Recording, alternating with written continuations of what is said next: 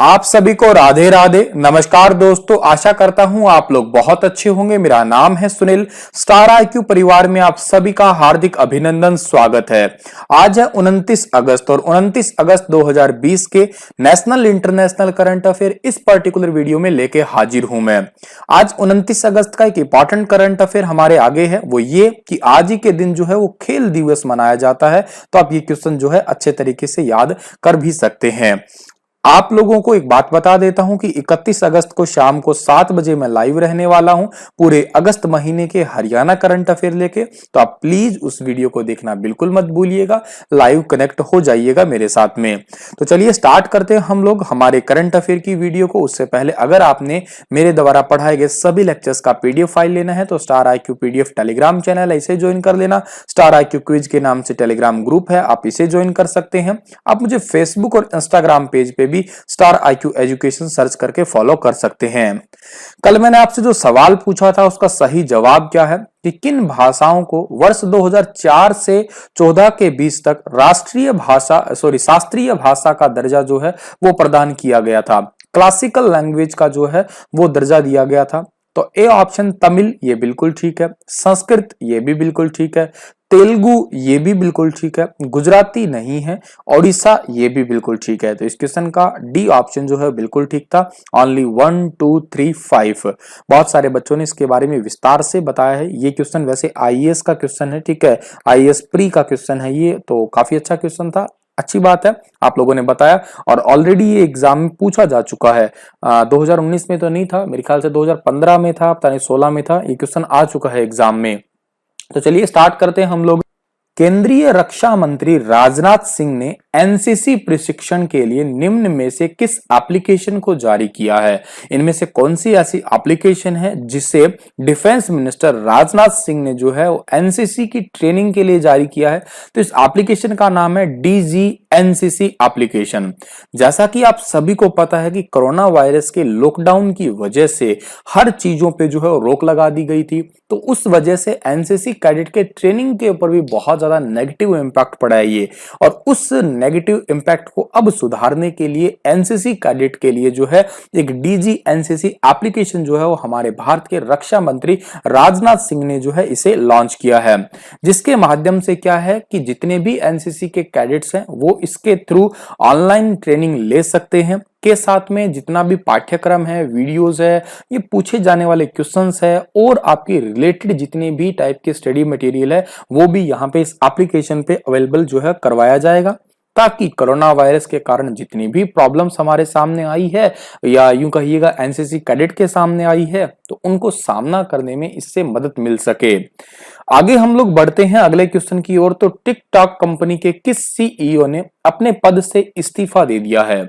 जैसा कि आप सभी को पता है कि टिकटॉक कंपनी को जो है या टिकटॉक ऐप को जो है इंडिया ने बैन कर दिया। और बैन करने का कारण है सुरक्षा कारण है, क्योंकि हमारे भारत के डेटा को लीक होने की संभावना जो है काफी हद तक थी। तो शुरुआत में 59 एप्लीकेशन को हम लोगों ने बैन किया, उसके बाद में जो है 47 और एप्लीकेशन को भी बैन कर दिया था इंडिया ने, चाइनीज ऐप को बेसिकली।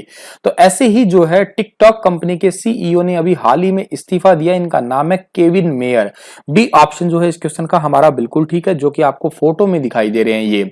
अच्छा, क्यों इन्होंने इस्तीफा दिया है? इनको देना इसलिए पड़ा है क्योंकि अमेरिका के अंदर भी जो इंडिया के अंदर संकट आ रहा था ना डेटा चोरी होने का, वो सेम प्रोसेस जो है अमेरिका के अंदर भी हो रहा है। तो अमेरिका ने भी कह दिया है कि टिकटॉक को जो है वो बैन किया जाएगा। और टिकटॉक को बैन करने से पहले जो है टिकटॉक की एक मदर कंपनी है, डेवलप कंपनी है, इस कंपनी का नाम क्या है? ByteDance. इस बाइट डांस को जो है 90 दिनों के अंदर अंदर जो है अमेरिका के अंदर कोई भी उस कंपनी को जो है अपना पूरा का पूरा बिजनेस जो है वो बेचना होगा। और आने वाले टाइम में इसको जो है पूर्णतः बंद करने पे रोक लगाने के आदेश दे दिए हैं अमेरिका के राष्ट्रपति डोनाल्ड ट्रंप ने। और टिकटॉक को इनिशियली रिलीज किया गया था सितंबर 2016 के अंदर, ठीक है। एक यूं कहिएगा आप लोग मीडिया या यूं कहिएगा एंटरटेनमेंट एप्लीकेशन है ये, ठीक है। आगे बढ़ते हम लोग। तो केंद्र सरकार तीनों सेनाओं को मजबूती प्रदान करने के लिए किस जगह पर एयर डिफेंस कमांड की स्थापना कर सकता है? तो एयर डिफेंस कमांड की स्थापना जो है वो कर सकते हैं कहां पे? प्रयागराज के अंदर। डी ऑप्शन जो है इस क्वेश्चन का हमारा बिल्कुल ठीक है। अक्टूबर महीने के दूसरे सप्ताह के दौरान प्रयागराज, जिसका पुराना नाम इलाहाबाद था, वहां पे भारतीय वायुसेना के एयर डिफेंस कमांड की स्थापना हो सकती है। इस एयर डिफेंस कमांड जो है, इसका गठन करने का सीधा सा कारण क्या है, ताकि अभी जो आप सभी को पता है कि एलएसी और जो एलओसी है, वहां पे काफी ज्यादा टकराव चल रहा है तीनों सेनाओं का, और ये टकराव लगातार बढ़ता ही जा रहा है। इस वजह से जो है इस एयर डिफेंस कमांड का गठन किया जाएगा, और इसका जो मध्य कमान मुख्यालय जो है वायुसेना की मध्य कमान मुख्यालय के साथ में इसका लिंकअप करना भी प्रस्तावित है। इसके तहत ही आगरा, ग्वालियर, बरेली, ये एयरबेस सारे के सारे आते हैं, मध्य कमान के अंतर्गत आते हैं, जिसके तहत आगरा हुआ, ग्वालियर हुआ, बरेली हुआ, इन सभी को भी कंट्रोल जो है किया जा सकता है। और इससे यूं कह सकते हैं हम लोग, हमारे एक इसे सक्रिय करके देश की वायुसेना को भी हम लोग जो है वो सुरक्षित कर सकते हैं। जो कि आपको फोटो में दिखाई दे रहे हैं ना, ये भारत के पहले सीडीएस हैं, ठीक है। सीडीएस का मतलब क्या है, चीफ डिफेंस स्टाफ है, जिनका नाम है जनरल बिपिन रावत, ठीक है, जनरल बिपिन रावत, ठीक है। ये भारत के पहले सीडीएस हैं, और इनसे पहले जो थे, ये इनके पास में पद कौन सा था, आर्मी के ये जो है मुख्य अध्यक्ष थे, आर्मी के हेड के नाम से ये पुकारे जा रहे थे। बांग्लादेश ने किस देश की एक कंपनी द्वारा निर्मित कोविड-19 के संभावित टीके के मनुष्य पर अंतिम स्तर के प्रशिक्षण को हाल ही में मंजूरी दे दी है, ठीक। तो बांग्लादेश की जो एक आपकी कंपनी है, बांग्लादेश ने हालांकि चीनी कंपनी की एक कोविड-19 का टीका है, उसके जो है प्रशिक्षण के लिए, उसके ट्रायल के लिए मंजूरी दे दी है। चीन की एक कंपनी है, उस कंपनी का नाम आपको मैं बताता हूं क्या है, सिनोवाक, ठीक है, सिनोवाक कंपनी। इस सिनोवाक बायोटेक लिमिटेड ने जो है एक टीका विकसित किया है, और इसके जो है ट्रायल के लिए अभी हाल ही में मंजूरी दे दी है बांग्लादेश के द्वारा। और जाहिद मलिक ने दुनिया के सबसे प्रभावशाली टीकों में जो है इसे बताया है, और इसको बांग्लादेश के स्वास्थ्य मंत्री जाहिद मलिक ने जो है सबसे एक्टिव या सबसे प्रभावशाली टीके के रूप में इसको नाम दिया है। इसी वजह से इसके ट्रायल को अभी हाल ही में मंजूरी दे दी गई है। अब जिक्र यहाँ पे दो देशों का हुआ है, एक तो बांग्लादेश का हुआ है, एक चाइना का हुआ है। आपको मैं चाइना के मैप की ओर लेके चलता हूं, तो चाइना के अंदर हुआन सिटी है, ठीक है, कुछ है कि इस जगह पे पड़ेगी हुआन सिटी, जहां से ही कोरोना वायरस निकल के आया था। चाइना की कैपिटल बीजिंग है, चाइना की करेंसी रिनमिनबे है, राष्ट्रपति का नाम शी जिनपिंग है। बांग्लादेश जो है, बांग्लादेश की राजधानी क्या है, बांग्लादेश की राजधानी है ढाका, ठीक है, ढाका। और बांग्लादेश की करेंसी क्या है, टका। और बांग्लादेश के प्रधानमंत्री का नाम क्या है, शेख हसीना, ठीक है, शेख हसीना। ये बातें आपको सारी की सारी जो है वो याद कर लेनी है। आगे बढ़ते हैं हम लोग, तो केंद्र सरकार ने क्षेत्रीय संपर्क योजना यानी कि उड़ान स्कीम के चौथे चरण में कितनी हवाई मार्गों के आवंटन को मंजूरी दे दी है। बहुत इंपॉर्टेंट क्वेश्चन है ये। केंद्र सरकार ने क्षेत्रीय योजना, एक आपकी लोकल या कहिएगा स्कीम है ये, और इस लोकल स्कीम के तहत जो है, इस लोकल स्कीम के फोर्थ फेज के अंदर जो है, इस रीजनल कनेक्टिविटी लाने के लिए उड़ान स्कीम के अंदर आने वाले टाइम के अंदर 78 क्षेत्रों को और जोड़ दिया गया है। सी ऑप्शन सही है इस क्वेश्चन का हमारा। देखिएगा, ये योजना 2016 के अंदर शुरू हुई थी, जून 2016 में। अपने तरह की एक खास योजना है, दुनिया में इस तरह की पहली योजना कहिएगा। और इस योजना से पहली उड़ान जनवरी 2017 में भरी गई थी। सर, इस योजना का मतलब क्या है कि 500 किलोमीटर की या 1 घंटे की यात्रा तथा हेलीकॉप्टर से 30 मिनट की यात्रा का किराया जो है वो केवल 2500 रुपए होगा। मतलब आपको अगर 1 घंटे उड़ के जाना है कहीं पे भी, मान लेते हैं कोई ये शहर है और ए शहर है ये, और इसके बाद में ये बी शहर है, ए और बी के बीच में या तो 500 किलोमीटर की दूरी है या 1 घंटे का सफर लग रहा है, तो केवल 2500 रुपए ही देना पड़ेगा। ऐसा नहीं है कि पूरे भारत में ही फैला हुआ है ये। अब इसके अंदर 78 क्षेत्र जो है अभी नए जोड़े गए हैं, ठीक है। तो काफी हद तक इसके अंदर जो है आपके एयरपोर्ट है उनको शामिल कर लिया गया है। इससे पूर्व और पर्वतीय राज्यों को भी इसके अंदर और द्वीपों को भी कनेक्टिवेट करने का भी फोकस रखा गया है इसके अंदर। बस आपको इसमें मेन बात याद रखनी है कि उड़ान योजना को जून 2016 में शुरू किया गया था, जनवरी 2017 में इसकी पहली उड़ान है, और दुनिया की इस तरह की पहली योजना है। ये बात आपको याद रखनी है। अगला क्वेश्चन भी बहुत इंपॉर्टेंट है। 200 अरब डॉलर की संपत्ति वाले विश्व के पहले व्यक्ति कौन बन गए हैं।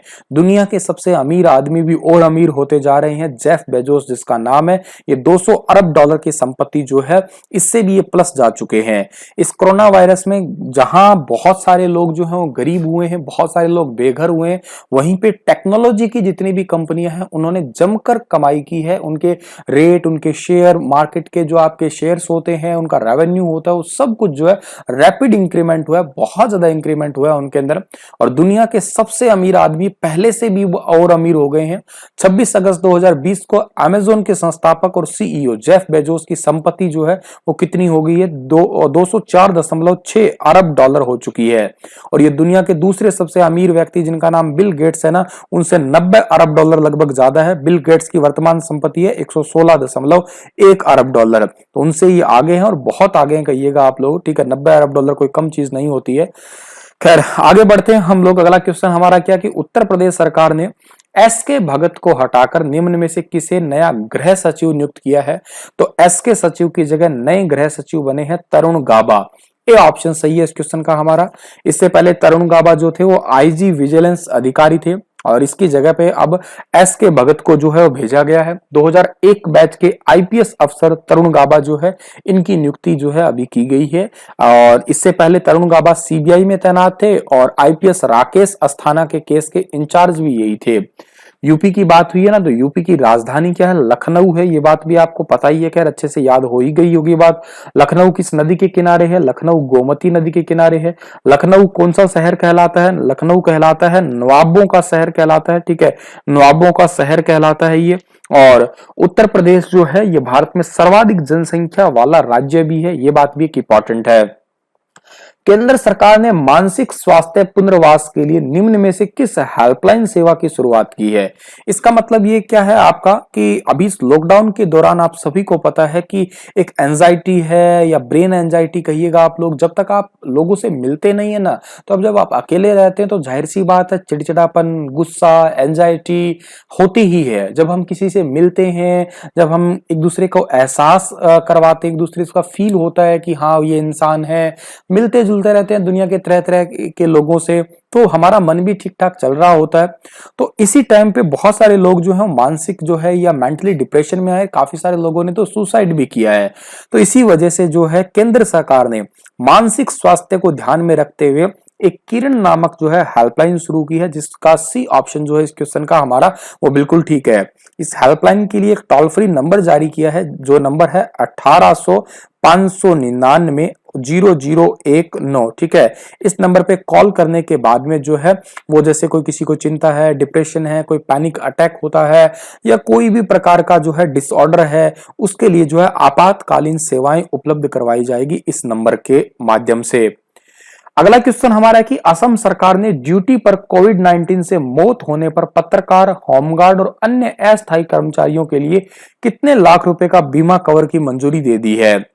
आसाम जो राज्य है उसने अगर कोई भी होमगार्ड है, कोई भी पत्रकार है या कोई भी कर्मचारी है जो कि अस्थायी है, वो काम कर रहा है, काम करते करते इस कोविड-19 के चलते उसकी मौत हो जाती है, तो उसका आंसर जो है 50 लाख रुपए उसको जो है बीमा दिया जाएगा। डी ऑप्शन सही है इस क्वेश्चन का हमारा। और यही असम राज्य के अंदर एक बहुत इंपॉर्टेंट बात की गई है जो मुझे बड़ी पसंद आई है। मंत्रिमंडल ने ग्रुप सी और ग्रुप डी यानी कि ग्रुप 3 और ग्रुप 4 की सरकारी नौकरियों के लिए जो है अधिकतम आयु सीमा 2 साल बढ़ा दी है और अब 40 वर्ष कर दी है। पहले 38 साल थी, अब बढ़ा के इसे 40 वर्ष कर दिए। ये बहुत अच्छी बात है। मैं चाहता हूं ये हरियाणा और बाकी भारत के सभी राज्यों के अंदर या ओवरऑल सेंटर के अंदर भी ये हो, क्योंकि 1 या 2 साल तो बच्चों के खराब हो ही गए हैं, ये तो उनका एज का क्या कसूर है ये, ठीक है। तो खैर ये अच्छी बात की है असम राज्य ने। असम की राजधानी क्या है? असम की राजधानी दिसपुर है। मुख्यमंत्री का नाम सर्बानंद सोनोवाल है और असम के अंदर माजुली द्वीप है। एक माजुली द्वीप दुनिया का सबसे बड़ा नदीय द्वीप है। पॉपुलेशन 3.09 करोड़ है। कांजीरंगा नेशनल पार्क है यहाँ पे, जहां पे एक सींग वाले गैंडे जो हैं वो भी रहते हैं। ये बात भी आप याद करिएगा। आगे बढ़ते हैं हम लोग। अगला जो हमारा क्वेश्चन है कि निम्न में से किस राज्य सरकार के शिक्षा निदेशालय ने स्वस्थ शरीर स्वस्थ दिमाग कार्यक्रम की शुरुआत की है? स्वस्थ शरीर स्वस्थ दिमाग कार्यक्रम की शुरुआत की है दिल्ली सरकार ने। सी ऑप्शन जो है इस क्वेश्चन का हमारा वो बिल्कुल ठीक है।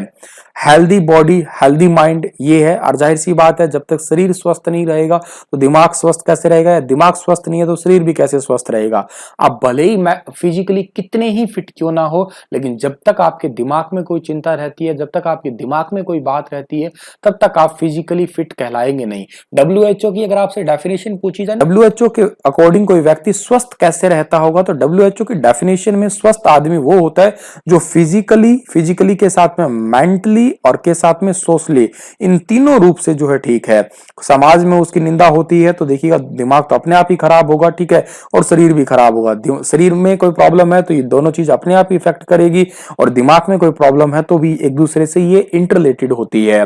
तो इसके माध्यम से दिल्ली सरकार ने किया क्या है कि यूट्यूब चैनल पे हर बुधवार को एक वीडियो डाला जाएगा, जिसमें जो है आपका बच्चों को तनाव दूर करने के लिए बॉडी का कैसे डेवलपमेंट कर सकते हैं, इससे रिलेटेड जो है मोटिवेशन टाइप से वीडियो होगी।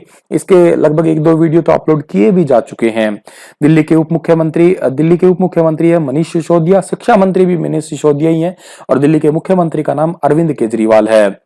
इसी के साथ ये लेक्चर तो समाप्त होता है, पर आप लोगों के लिए क्वेश्चन है कि निम्नलिखित में से किसको संयुक्त राष्ट्र संघ सुरक्षा परिषद का स्थायी सदस्य बनाया गया था? प्रत्येक महाद्वीप के एक प्रतिनिधि को, दूसरा ऑप्शन है द्वितीय महायुद्ध के मित्र राष्ट्र सेनाओं की 5 शक्तियों को, तीसरा ऑप्शन है प्रारंभिक गठन के अवसर पर संयुक्त राष्ट्र की महासभा द्वारा निर्वाचित 5 सदस्यों को, और डी ऑप्शन है संयुक्त राष्ट्र संघ के धन्यदाता सदस्यों को। काफी इंपॉर्टेंट क्वेश्चन है, आईएएस के क्वेश्चन ही पूछ रहा हूं मैं आपसे, तो बताइएगा आप मुझे कमेंट सेक्शन में, विस्तार से बताइएगा और संयुक्त राष्ट्र के बारे में बताइएगा। बस इतना ही था आज का लेक्चर। धन्यवाद।